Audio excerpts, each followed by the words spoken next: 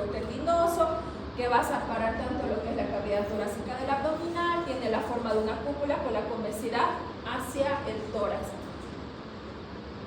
Va a tener haces musculares que forman tres grupos musculares, los anteriores o externales, los laterales o costales y los posteriores o lumbares. Se va a dividir en dos partes. Miren que el diafragma se divide en diafragma derecho y diafragma izquierdo.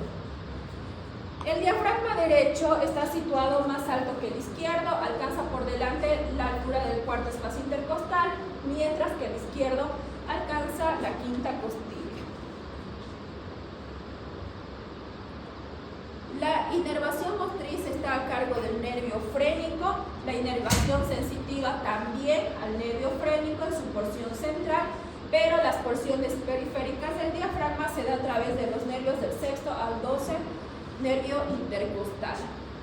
Vamos a tener orificios diafragmáticos que nos van a permitir el paso de suturas del tórax al abdomen. Los tres grandes orificios son orificio de la vena cava, que se encuentra a la altura de la T8, T9, el hiato esofágico en la T10 y el hiato aórtico en la T12. Fisiológicamente hablando, este nos va a servir para poder producir la respiración, es muy importante en lo que es la inspiración respiratoria. Va a tener la forma de una cúpula que se debe a dos fuerzas que lo van a elevar, que ya las hemos conocido, lo que es la elasticidad pulmonar y la presión abdominal. Al bajar el diafragma aumenta la presión abdominal, al contraerse aumenta los tres diámetros del tórax, el diámetro vertical, el diámetro transverso y su diámetro antero-posterior. La contracción de este es el factor más importante de la inspiración y su relajación es lo más importante, la expiración. Alcanza su mayor altura en su posición de cúbito dorsal. La acción motriz de cada diafragma está determinada por la acción de los frénicos derecho e izquierdo. La sintomatología que va a producir al haber una lesión de este va a ser dolor, tos, disnea y lo que conocemos como hipo o singulto.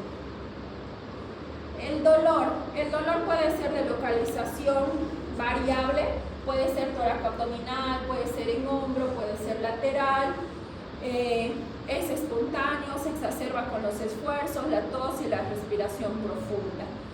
La tos se explica por el importante papel del diafragma en su producción, será seca si es un proceso exclusivo del diafragma y la tos es dolorosa. La disnea por la acción del diafragma en la respiración, siendo de intensidad variable, el hipo se va a dar por una penetración brusca del aire, provocando la contracción brusca también del diafragma. La exploración se practica con el paciente en decúbito dorsal, ya en la cual el tórax y el abdomen tienen que estar descubiertos, para lo que es el signo del ítem, que es un signo en realidad fisiológico, en el cual vamos a ver que va a haber a la inspiración una imagen como faja de sombra en la línea que se inicia en el sexto espacio intercostal y desciende hacia la décima costilla. Radiológicamente nos va a colaborar mucho, se puede evidenciar el diafragma por imágenes rayos X, se tiene que pedir una radiografía PA, AP o lateral, y lateral. En posición AP vamos a ver que el diafragma se presenta bajo la forma de dos líneas curvas de convexidad hacia arriba, separada por la sombra cardíaca. Es visto como dos sombras radiopacas lisas, continuas y es reconocido como el límite inferior de los pulmones. Creo que todos ya hemos visto este tipo de imágenes. El hemidiafragma derecho es un poco más alto en relación al izquierdo, ¿ya? Debido a que en el lado izquierdo se reconoce la cámara gástrica. Una de las patologías más frecuentes que se ven son las hernias diafragmáticas. ¿Qué características van a tener? Las vísceras abdominales van a pasar a la caja torácica a través de un orificio que está normalmente distendido. Las vísceras quedan cubiertas por la pleura parietal y tienen un saco herniano. A nivel del orificio por el que pasan las vísceras hay un estrechamiento del saco que tiene el cuello herniano. Pueden ser congénitas o adquiridas Ambas necesitan la distensión anormal de los agujeros del diafragma, por los cuales se establece la hernia, favorecida por la presión negativa intratorácica y la presión positiva abdominal. Los síntomas generalmente son náuseas, vómitos, epigastralgias, disfagia, regurgitación. También puede asociarse mucho con los dolores que podemos reconocer como falsos cardíacos, en las cuales puede producir palpitaciones, falsas anginas, falsos infartos. Las complicaciones de estos son las esofagitis, las hemorragias digestivas altas y la propia estrangulación de la hernia. Mediante un esofagograma podemos evidenciar, miren que el esófago está distendiéndose ya por arriba del diafragma, produciendo todo lo que es el arco herniario. Tratamiento únicamente quirúrgico.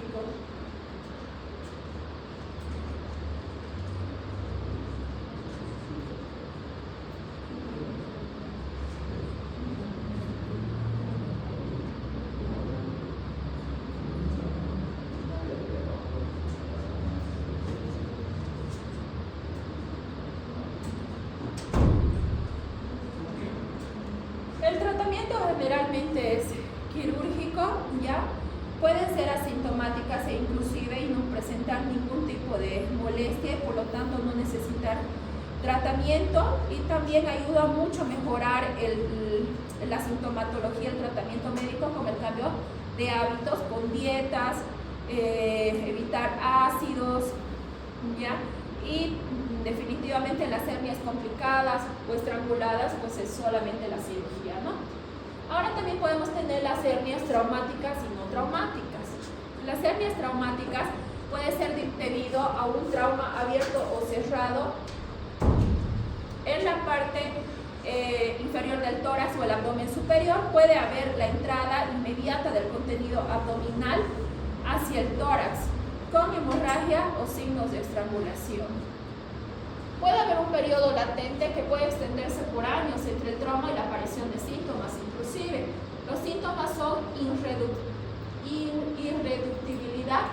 Por irreductibilidad se asocian con hernias pequeñas y lo de disnea, por compresión del pulmón y desviación del mediastino. El diagnóstico generalmente se basa en poder hacer una buena anamnesis, la radiografía, la esofagografía y las tomografías. La evisceración diafragmática, vamos a ver que las vísceras abdominales han pasado al tórax por una solución de continuidad. Estas libres en el tórax, es decir, que no están cubiertas por peritoneo, por diafragma ni por pleura. No hay un cuello herniario. Generalmente se da por traumatismos, por compresión, heridas penetrantes, arma blanca. Es más frecuente en hombres que en mujeres y más común en el lado izquierdo. Los síntomas que van a presentar va a ser el dolor súbito, la disnea súbita, vómitos, cianosis, insuficiencia respiratoria. El paciente puede llegar a un estado de shock y fallecer. Puede haber datos además de una peritonitis por la hemorragia intraabdominal que puedan padecer, ¿ya? Pueden haber también, por el mismo hecho del shock, manifestaciones cardiorrespiratorias en la cual el paciente puede tener taquicardia, cianosis, hipoxemia. A la exploración física va a haber una limitación en la movilidad torácica durante la respiración, una auscultación de peristalsis en el tórax, ruidos respiratorios disminuidos en el lado afectado, percusión, se escuchan ruidos mates o timpánicos en el tórax, ¿ya? El diagnóstico puede darse a través de una radiografía simple, ¿ya? Para poder ya sumarse al diagnóstico. También podemos usar medios de contrastes, siempre y cuando no haya perforación, ya que podemos empeorar el cuadro. También hacer un esofagograma en el cual vamos a darle un contraste al paciente para que pueda tomar.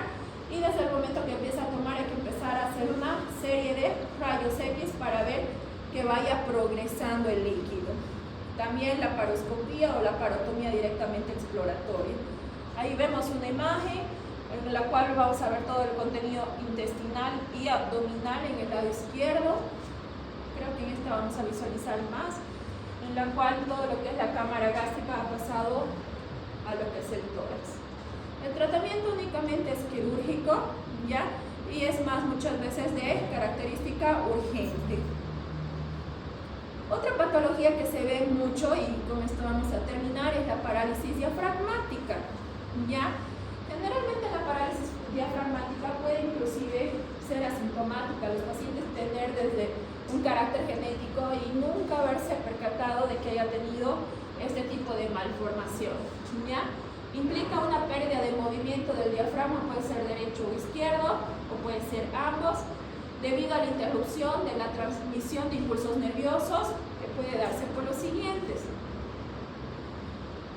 Durante la respiración normal, el tallo cerebral va a enviar un impulso nervioso del tercer al quinto nivel espinal dorsal, que entonces emite raíces dorsales que posteriormente van a formar el nervio frénico. La lesión traumática de la cabeza y el tallo cerebral impiden transmitir esta señal al nervio frénico a través de distintas entidades, ya sea por un desorden del cordón espinal, siringomegalia, poliomielitis, enfermedad de la motoneurona, por trauma.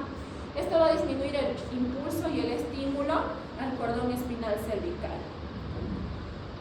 Las lesiones a los nervios frénicos periféricos son el resultado de daño al nervio a lo largo de su camino en el área cervical o el tórax.